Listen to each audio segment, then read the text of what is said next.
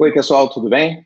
Eu vou contar para vocês um pouco da nossa experiência aqui no Nave Rio, da adaptação da formação de introdução à robótica educacional para educadores da rede pública de ensino médio, né? Foi um desafio que a gente teve que enfrentar em face aí à pandemia, e temos que adaptar um curso que era de uma característica híbrida para 100% remoto. Bom, vamos lá. Bom, meu nome é Alexandre Rangel, eu sou coordenador de Tecnologia e Educação do curso técnico do Nave Rio. O Nave é um programa do Instituto Oi Futuro, já está aí há 14 anos, começou em Recife. Lá foi criada a Escola Técnica Estadual Cícero Dias, e um ano depois, esse programa veio para o Rio e foi criado o Colégio Estadual José Leite Lopes. Ambas as escolas são escolas de ensino regular com o técnico, ou seja, é um ensino integral e integrado. O estudante sai com uma dupla diplomação, tanto do curso regular quanto do curso técnico que ele escolheu. E aí ele pode escolher duas trilhas: a trilha de programação de jogos digitais ou a trilha de multimídia / design. Tá bom? Então vamos ao que interessa. Não, antes deixa eu me apresentar aí, falar um pouquinho da minha formação. Eu tenho algumas pós-graduações, tenho 2 graduações em Teologia e Tecnologia em Processamento de Dados, e essa foto que está aí foi do mestrado que eu fiz em Informática, Educação e Sociedade na UFRJ. Beleza?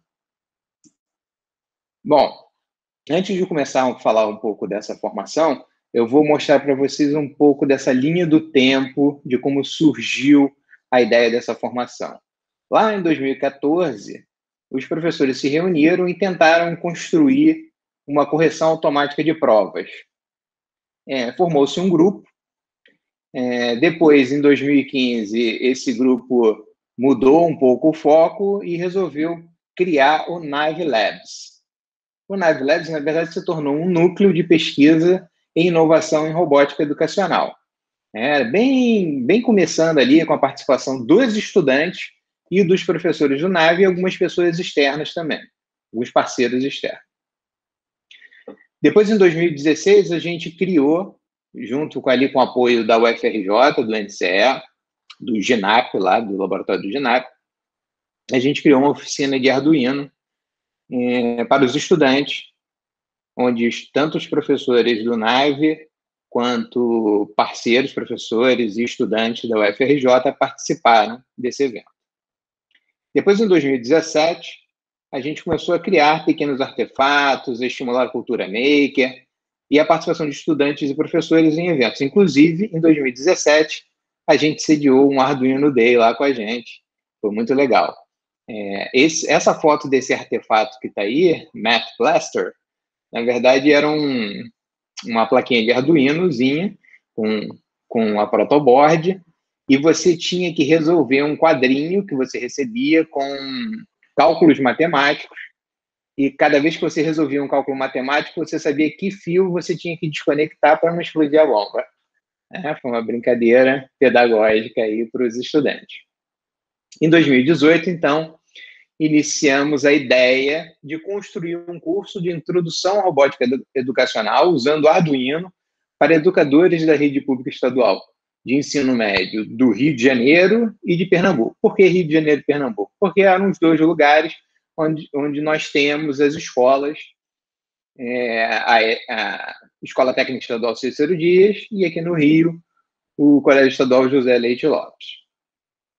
Essa primeira edição, fizemos ela a maior parte presencial, com algumas atividades remotas.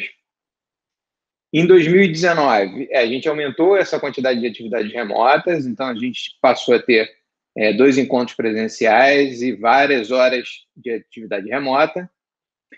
Em 2020, então, veio o desafio da gente reestruturar esse curso, para uma modalidade totalmente remota para os educadores. A grande vantagem aí nesse processo foi que deixamos de atender apenas os professores do Rio de Janeiro e Pernambuco da rede estadual de ensino médio, mas podemos abrir essa formação para os professores de ensino médio da rede pública de todo o Brasil. Essa foi a grande vantagem.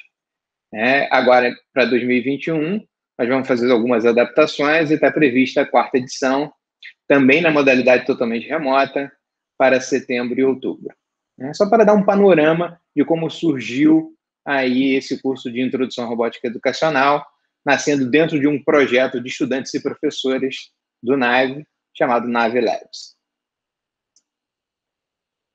Então, vamos lá, vou falar um pouco para vocês dessa 3ª edição e dos desafios e dos ganhos que tivemos, apesar desse contexto de pandemia que estamos vivendo. A equipe toda envolvida nessa reestruturação foram os dois coordenadores da César School, na verdade são eu, mais um coordenador do NAVE Recife, porque o projeto, apesar de ser o Oi Futuro, o César e o seu braço educacional, a César School, participam desse projeto desde que ele iniciou 14 anos lá atrás, e 3 colaboradores aí da área de educação. Então, o César com 2 coordenadores, 4 professores e 4 monitores, e o Instituto Oi Futuro com 3 colaboradores da área de educação nesse processo de reformulação e adaptação desse curso para uma modalidade totalmente remota. Bom, qual foi o grande desafio dessa 3ª edição? A gente teve que fazer o redesenho da matriz de design institucional do curso inteiro. Eu botei até entre parênteses ali a quantidade de horas que a gente gastou para adaptar, repensar essa matriz de design institucional. 140 horas. 140 horas para repensar os objetivos de aprendizagem, para repensar que recursos utilizaríamos, que ferramentas, modificar esses critérios avaliativos que agora teriam que ser diferentes, pensar novas estratégias agora para um contexto totalmente remoto. E aí entra aí a parte de conteúdo também, porque a mesma quantidade de horas que fazemos do curso presencial talvez não seria mais possível fazer no remoto, porque ficaria muito cansativo, então a gente teria que fazer uma adaptação boa nos conteúdos também, tivemos que fazer. Repensar como é que a gente coleta esse feedback dos estudantes de maneira constante, para que o curso não se torne chato e cansativo para eles. E aí, por fim, repensar essa duração total do curso, total da formação, tentando equilibrar aí a quantidade de conteúdos, as estratégias e até mesmo a capacidade dos estudantes de ficarem tanto tempo conectados na frente do computador. Bom, a estrutura do curso em 2019, como eu já falei, era híbrida, presencial, mas remota, e a gente teve que mudar para totalmente remota em 2020. Tínhamos 2 aulas presenciais de 8 horas cada, e entre essas aulas nós tínhamos 30 horas de atividades remotas acompanhada pelos monitores. Na modalidade remota, em 2020, passaram a ser apenas 6 horas de aula, 6 aulas com 2 horas cada, então 12 horas no total, e 3 encontros de monitoria de 2 horas cada, com apoio dos monitores. Então, esses foram desafios que a gente teve que enfrentar. Vocês podem reparar que a duração era de 5 semanas, 46 horas no total, e a gente teve que adaptar esse curso com a duração de 3 semanas, com 18 horas no total. Então, foi uma atividade, um processo bastante demorado, que requereu bastante atenção, bastante cuidado pedagógico, para que esses professores, esses educadores da rede pública que estivessem vindo fazer o curso, pudessem aproveitar ao máximo esse conteúdo que estaríamos passando para eles. As atividades práticas eram totalmente presenciais, ali dentro da sala de aula, e com atividades remotas, utilizando o kit físico do Arduino. Então, o estudante ele adquiria o kit, trazia esse kit de iniciante para a sala de aula e utilizava ele em casa também, o kit físico. Quando a gente passou para o totalmente remoto, a gente chegou à conclusão que era melhor buscar uma plataforma. E aí optamos pelo aplicativo da Autodesk, o Tinkercad, que é gratuito para professores e estudantes. E aí fizemos essas atividades. Ele é um simulador de Arduino. A gente fez essas atividades práticas todas dentro desse simulador. Mais para frente eu falo um pouquinho mais disso. Bom, uma das estratégias que a gente utilizou para facilitar foi criar esse Canvasinho, que é um plano de aula, e a gente teve que pensar esse plano de aula com bastante cuidado para que o estudante, como eu disse, pudesse aproveitar bastante o curso. Então, a gente desenhou esse plano de aula com os professores, com os monitores, antes de partir para a adaptação dos conteúdos. E aí foi importante porque a gente foi entender que habilidades e competências a gente gostaria que esse participante do curso, que esse professor, esse educador da rede pública pudesse desenvolver. Dentro desse processo, pensando a estratégia remota, nós criamos também um manual do participante. O que tinha nesse manual do participante? Algumas dicas de como acessar o Google Sala de Aula, que a gente utilizou, ou o Google Classroom, né? Como ele acessava o Google Meet, que a gente também utilizou, para poder fazer as aulas síncronas. E outras dicas que a gente deu também para o participante é que ele tivesse sempre à mão ali uma canequinha de água, para que não tivesse que levantar e perder alguma coisa do conteúdo que o professor estivesse explicando ali no momento. Que ele fizesse atualização do seu navegador, que fizesse atualizações de segurança do seu computador para não ter nenhum tipo de problema, e outras dicas que fomos dando para que eles pudessem aproveitar melhor esse curso. Colocamos tudo dentro desse manualzinho e compartilhamos com eles, com os participantes que tinham sido selecionados, antes de começar o curso. Como eu disse para vocês, a gente utilizou o Google Sala de Aula, ou o Google Classroom. Criamos 2 turmas. Depois eu digo para vocês a quantidade de pessoas que tínhamos em cada turma. E em cada turma a gente tinha 2 professores acompanhando e 2 monitores. Está aí o Google Meet, que nós utilizamos para as aulas síncronas, remotas, desculpa. E uma coisa legal que a gente acabou utilizando aí com o apoio do Google Meet foi o Google Meet Attendance. Por quê? Ele é uma extensãozinha muito legal, que ele faz o seguinte, ele faz a chamada para você. Então, os estudantes todos que entravam e participavam, inclusive se o estudante sair e voltar, inclusive se ele deixar lá o computador e o computador entrar lá em modo de espera, todas essas coisas, ele vai dizer para você, ali são aquelas janelinhas branquinhas que estão aparecendo ali nas setinhas, ele vai dizer que o estudante estava conectado, mas que o computador dele estava inativo. Então, a gente pôde acompanhar bem o desenvolvimento dos participantes durante o curso usando essa pequena extensão do Google Meet. E como eu falei para vocês, a gente utilizou o Tinkercad, né, o Autodesk Tinkercad, como esse simulador de Arduino. A grande vantagem que a gente viu nesse processo em relação a usar o kit físico foi a questão de que os estudantes, os participantes mesmo que fizessem alguma conexão errada, não queimavam nada, não queimavam LED, não queimavam nenhum componente. Então, isso acabou sendo uma estratégia muito boa e uma estratégia que a gente achou bastante interessante. Apesar de eles não trabalharem com kit físico, as conexões são as mesmas, a gente pode ver aí a plaquinha do Arduino, a gente pode ver aí a protoboard, e a gente chegou à conclusão de que seria até vantagem para uma modalidade presencial a gente optar por utilizar uma plataforma como o Tinkercad ou outra qualquer, porque facilitaria essa questão da pessoa que está tendo o primeiro contato, de não queimar nenhum componente, e ao mesmo tempo ela vai ter contato com todos os componentes. Apesar de virtual, eles são bastante semelhantes aos componentes físicos. Então, a grande vantagem foi essa, além do custo, né?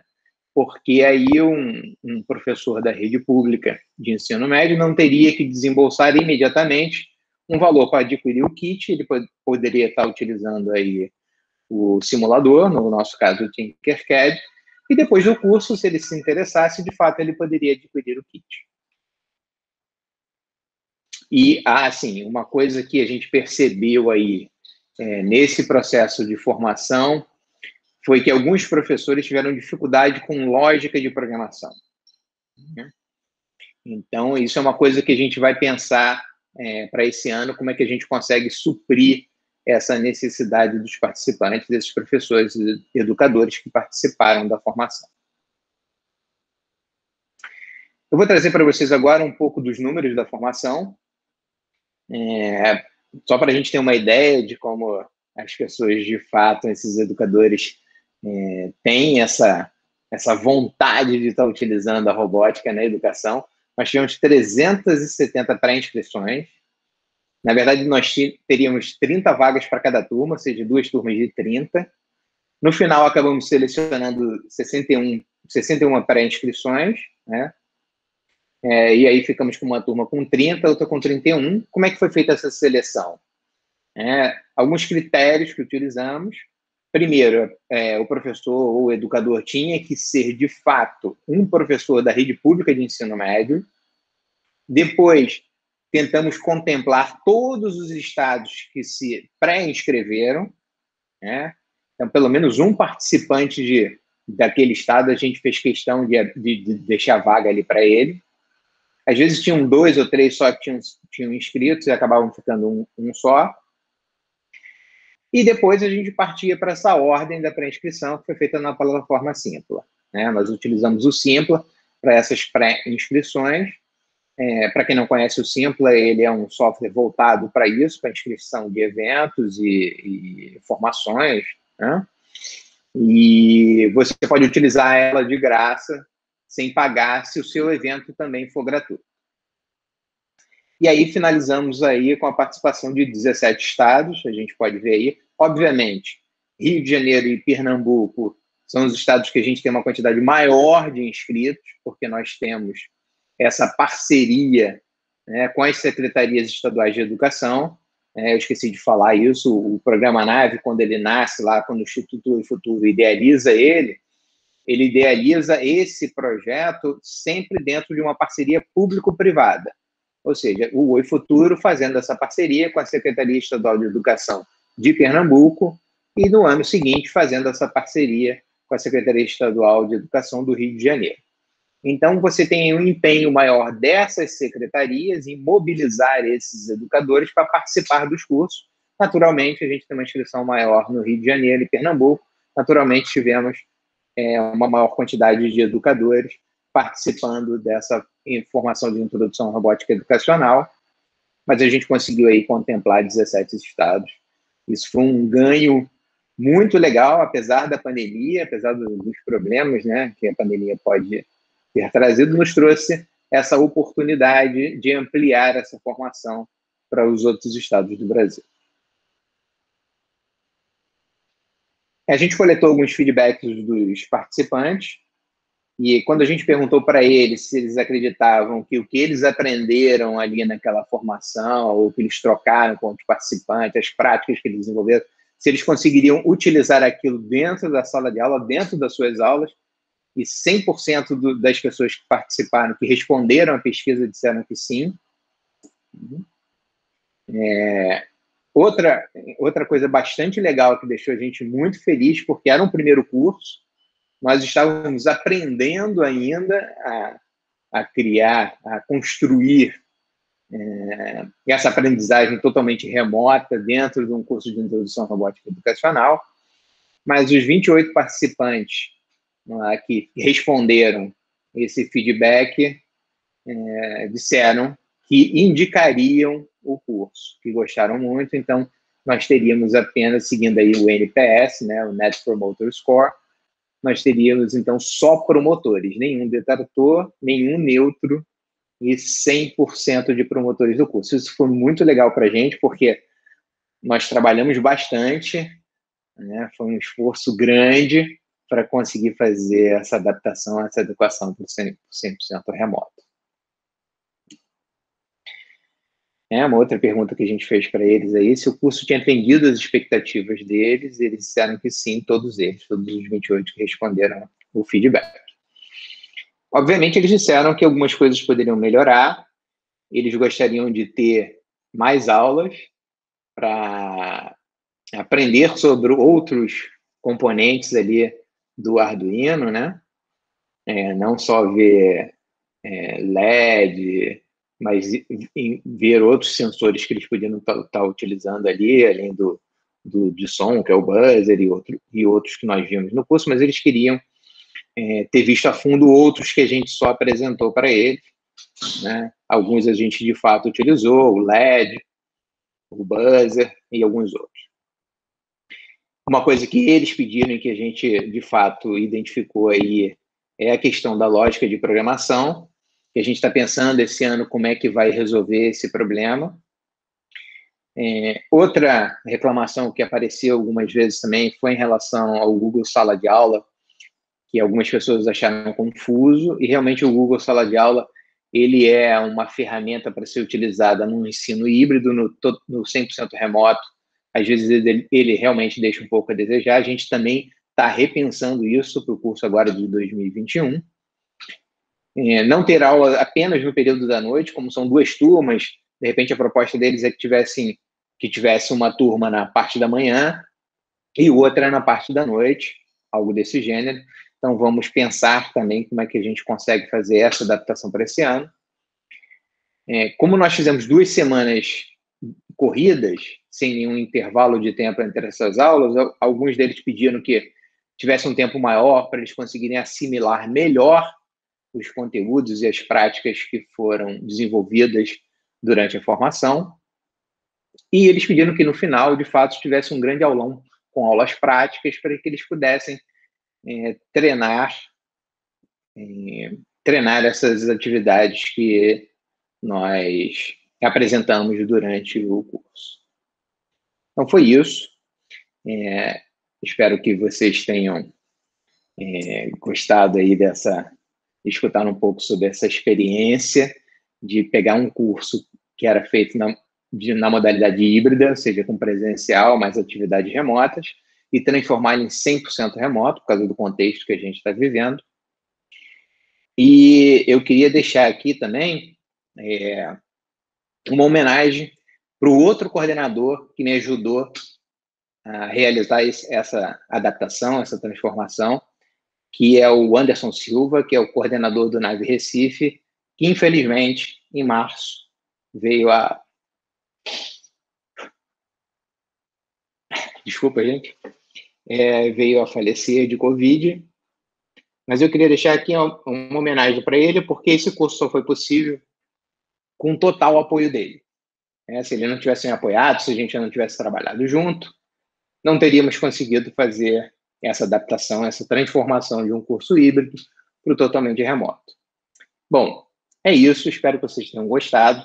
Meu contato está aí. Se vocês quiserem perguntar alguma coisa, falar alguma coisa comigo, eu prometo que tento responder para vocês e tento dar alguma ajuda para quem estiver passando por um processo semelhante. Então é isso, pessoal. Muito obrigado. Foi um prazer estar aqui com vocês nesse Arduino Day. E espero estar participando de muitos outros. Obrigado.